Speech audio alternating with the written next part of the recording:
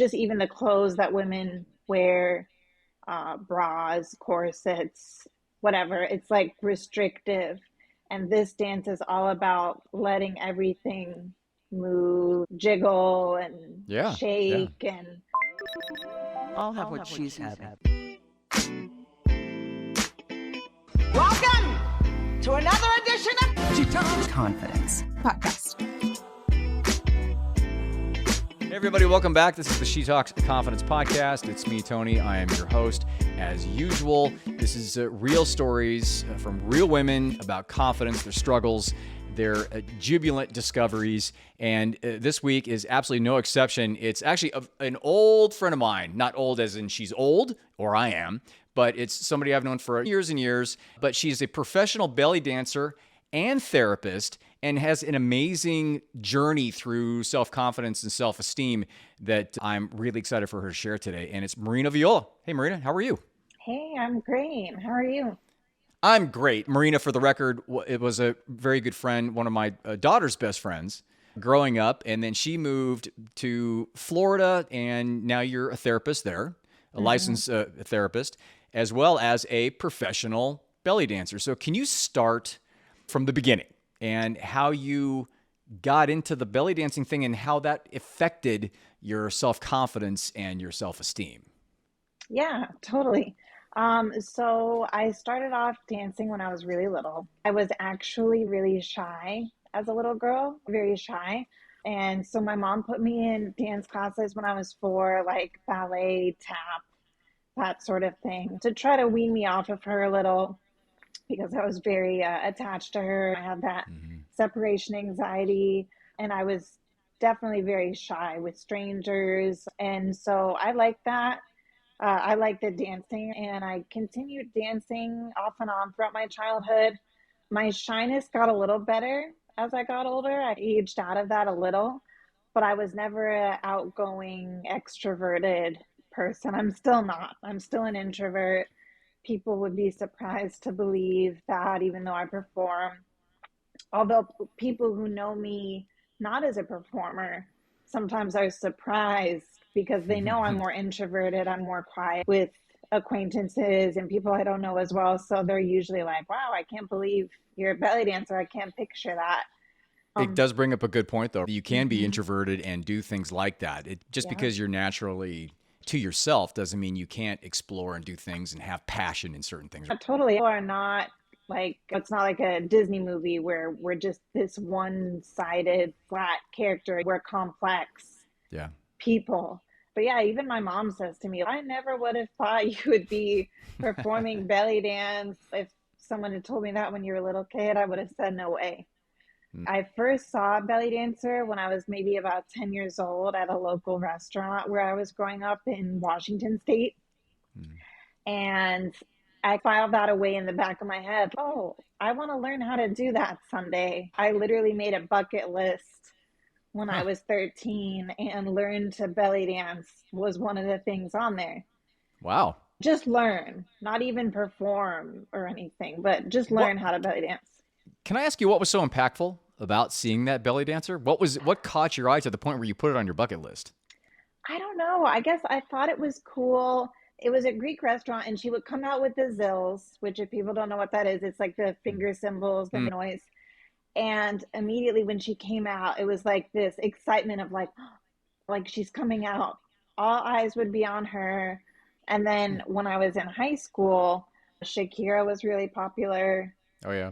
And when I saw some of her music videos, I had already been dancing different styles, hip hop, jazz by then. But some of the body mechanics of what she was doing with her body had me like, what? Like, how is she doing that? And so I remember in high school trying to practice in the mirror to figure out how she was making her body move in that way.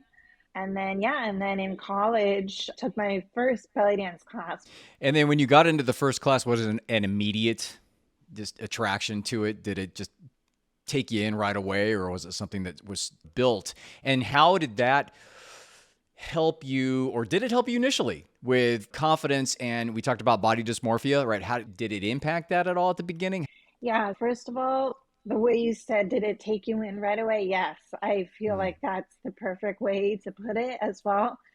It totally just took me in right away because in a way worth noting, hip hop dancing had been my love for the past 7 years prior to that.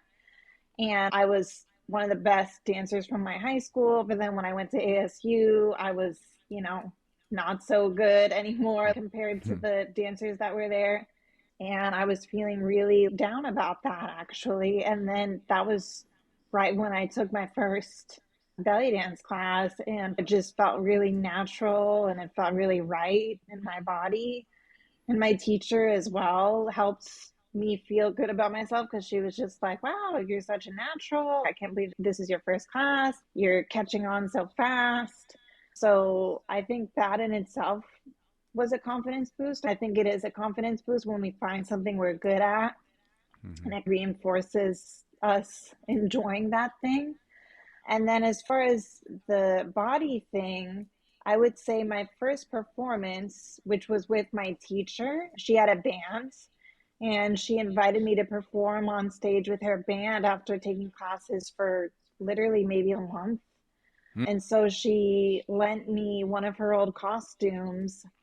And I remember at the time feeling grateful that the costume had these hanging coins that kind of covered my stomach because for me, those were always the area where I had Mm. the body dysmorphia. Hmm. So at the time, I was like, okay, good. This is going to like cover my stomach a little because I was self conscious of it. So initially, it wasn't like an instantaneous thing, but I think slowly, gradually over time, I became less self-conscious about that. I find it fascinating that somebody with body dysmorphia, which is basically you're oversensitive to everything that has to do with your body in terms of it being imperfect. And I say that with a lot of experience because I have it. And I'm a recovering dysmorphic as well. Mm-hmm. I find it amazing that not just you going into a dance or a performance art, but you going into belly dancing, with the stomach being your dysmorphic center of the universe. And the fact that, and correct me if I'm wrong on this, but belly dancing is really telling a story through your body. Is that not true? And your body needs to be expressive and it needs to be out there and it moves a lot through your diaphragm, which is the complete antithesis of somebody that is trying to hide some sort of a dysmorphic issue. How did you reconcile those two things? Yeah, totally. You're totally right. Because for me, as you said, like body dysmorphia, it's a fixation on a perceived physical flaw, imaginary. So in my case, it was my stomach. I always thought that my stomach was fat. It wasn't completely imagined, I would say, because I never had one of those flat pancake stomachs that someone might have. My stomach always had a natural roundness to it, but I was never fat. I was never overweight or anything like that. But that was what I always fixated on and was obsessive over and very self conscious of, probably starting at around 12 or so, 12 or 13. And yeah, and then you're right, with belly dancing, typically in a typical modern belly dance costume, you're showing your belly. Yeah. So yeah, so it doesn't make sense. But I think because I loved the dancing so much. And I was like, okay, this is the costume you wear. I was like, okay, this is what I wear. Yes, I was self conscious when I looked in the mirror or if I saw a photo of myself where I was like, pregnant or whatever. But while I was dancing, and even to this day, I'm not really thinking about how do I look. I'm focused on the music and the dancing because you're right, it is about telling a story, or it can be about telling a story. And I also think belly dancing is really about making the music visible with your Hmm. body. I think belly dance is just absolutely beautiful, and it's such an amazing living art, is how I described it in the past. As therapists, we know what flooding is. Mhm. It's a technique where if you're afraid of spiders, you put somebody in a room full of spiders, metaphorically. You flood the issue, the fear, to get it to where it's not as impactful. Do you consider you doing this sort of a flooding technique in your own way? I guess, but I think it was unintentional flooding. Okay. Like Okay. it's not like I was like, oh, I'm gonna get over this self-consciousness or this insecurity that I have about my stomach by doing belly dancing. It was coincidental or Okay. fate, Right. But I would agree in a way it was flooding, but it was definitely, yeah, not deliberate. It's just such a fascinating choice that you went into that. But and good for you. And the fact that look at this, now you have your own business with that. In terms of the struggles that you've had with the confidence and self-esteem, was there an epiphany moment, a light bulb moment, a pivotal situation to where you finally, in this process of doing the belly dancing, or even I know that you took a solo trip, right, to Europe. Was there a moment where you really got it and became okay with things and okay with yourself? Yeah, bringing up the solo trip I did in Europe, that definitely was very impactful for my independence, my self-confidence for sure. It was the summer I turned 21. I had already been belly dancing for a couple of years. I had already been gigging in the Phoenix area. I had already been doing that for a year and a half, pretty early on Mhm. after only taking classes for a few months. But I went on this trip to Spain. It was a study abroad trip. And at the end of the trip, I was going to be traveling in Barcelona, Venice, and Rome. And I originally was actually going to go with another student on the trip. So during the study abroad, she told me that she actually wasn't going to be able to go. So I Mm. remember feeling, oh no, what do I do? I already have the plane tickets booked. I can't cancel. Can someone else come? I remember calling friends and family to see if someone would be able to come and meet me out there. And it was pretty short notice and obviously expensive. So I was like, you know what? I'm just going to do it anyway. I guess I'm just going to go by myself. And it turned out to be one of the best things I ever did in my life. So I stayed in hostels. I didn't have a cell phone back then. I had a flip phone, Yeah. Yeah. but there was no, I had to just use an app and ask people for directions. And that was a turning point for me because I realized a lot of things about myself. I realized that I'm good with directions.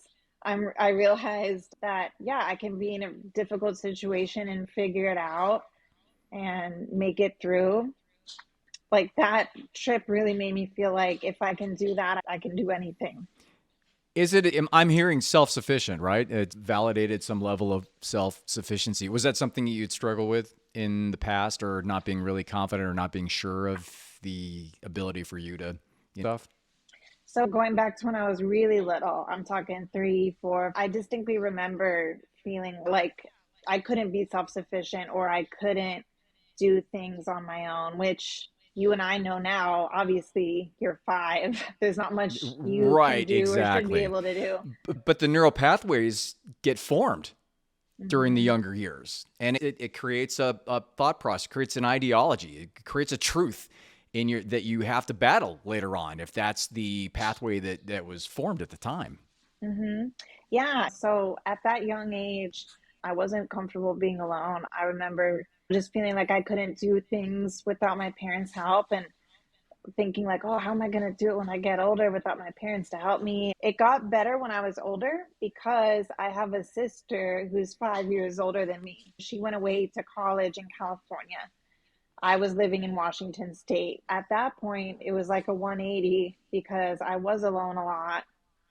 My mom would be teaching yoga classes every evening. So I'd always have my alone time in the house. And I remember my friends at the time being like, oh my gosh, how are you able to sleep in your house alone? I would be scared. Mm-hmm. And I was like, no, I'm fine. So I feel like how I was when I was really little was very different. And then when I was a teenager, I was already developing that independence and self Okay. sufficiency. Yeah. When it came down to the cancellation of your friend, and you're sitting there going, anybody want to come along? And ultimately, nobody was going to. You're like, okay, whatever. I'll just make do. And then after the trip, in looking back, what were the qualities that you either discovered or you developed along the way on something like that? I do remember feeling, oh my God, because even though I had been alone, I had been independent, but I had never gone on a full trip.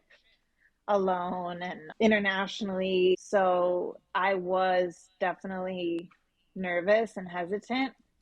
But a couple of my friends in the study abroad program were like, you got this, like you can do it, and you shouldn't cancel, you should just go anyway. So they were very encouraging. You talk about the qualities that are important to confidence in the article. You do talk about the passion needs to be there. When the passion is there, it almost overrides any of the fear in terms of the dysmorphia and needing external validation. It's such a great grounding impact to have passion about something, because then you don't give a crap about what anybody else thinks. It's about your passion and you really sending out the vibes out into the universe instead of the other way around. And then you also talk about people supporting you in your decisions and letting you explore and discover in who you are. I think that is of utmost importance. You talk about finding a mentor, which I think is absolutely crucial, especially with women that are going through transitions, be it in the job or be it in relationships or logistics or whatnot. Can you talk about how important passion and having a mentor or a really good group around you, how important that is? I think both are really important and definitely were impactful for me, because if you're passionate enough about something or you love something enough, you're going to want to do it even if you're scared. So when I was in Europe traveling by myself, I wanted to do it. And I think the mindset of believing in myself was a self-fulfilling prophecy. Those people encouraging me definitely helped, because I can only imagine if people were like, oh no, you really shouldn't, or it's going to be dangerous. I don't know that I would have gone, to be honest. If I had been saying no, it's a bad idea, I Because you wouldn't start have second gone. guessing yourself, right? Hmm. Yeah. Yeah. So I'm fortunate enough to have amazing parents and an amazing relationship with them. But even if someone unfortunately doesn't have that great supportive relationship with their parent or parents, I think developing friendships with people who truly want the best for you and respect you as a person, see the good qualities in you, even don't only see them in yourself, I think that's huge. Absolutely huge. And then having somebody that maybe has already done it, like your coach or your coaches throughout the years for belly dancing. And I want to wrap up the show talking about belly dancing, talking about Mhm. what you do and your experience with women who come in for classes or who are interested in doing this. And you sense that they're in this particular period. And you are actually, as the instructor, you're actually acting as the mentor in that scenario. What do you find is the big block that they're dealing with in terms of confidence? And how does belly dancing or any expressive art for that matter, how does that help somebody to really see the light and to ground themselves into really who they are and accepting who they are, which is really true confidence, is really accepting who you are, flaws and all. Totally. How does that? Yeah, true confidence. First of all, I think it's a journey, like with what you were talking about before about, was there like a specific moment when, I was over my body dysmorphia or just totally confident? And I would say no, like it's a Mm-hmm. journey and I'm still working on it. It's still not 100%. It's better than it was, Mm-hmm. but I think it's a journey. And so, speaking to women who come to my class, my students, a lot of them are at different stages in their journey. When it's your first time in a class or your first time learning to move your body in a certain way. And I think with belly dance in part, it involves moving these parts of the body that are typically restricted with women. Yeah. Like when you think of just even the clothes that women wear, bras, corsets, whatever. It's like restrictive. And this dance is all about letting everything move, jiggle, and Yeah. Yeah. shake. And I see how with belly dancing, so I think that can be hard for people. I think it was even hard for me in the beginning to break past that like shame around some of those parts of the body, and that's why it feels so liberating and very freeing to have control over your body in that way and just be able to move so unrestrictedly. Mm-hmm. When one of your students maybe goes through something and they're fighting it, or they're having an issue, or they're way out of their comfort zone, and they're having a crisis of confidence in that moment, how do you ground them? How do you get them back? How do you set them straight?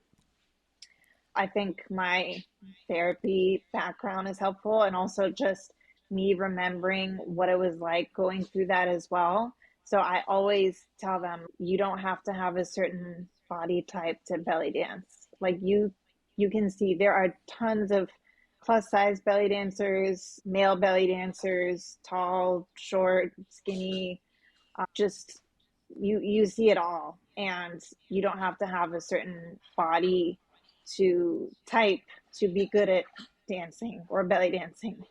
In general, it's come as you are kind of. And so I always try to remind them of that and try to get them to just be present in their body. Bringing it all back inside, Mm-hmm. introspection, starting from you and then working your way out instead of being identified or validated by stuff outside, the Mm-hmm. people and opinions and whatnot. Now, last question. I want to bring the therapist out Mm-hmm. and ask you, in a therapy setting, a woman comes in, girl comes in, having real confidence issues. They may not express it that way, but in the particular scenario, in the context, maybe you can see that.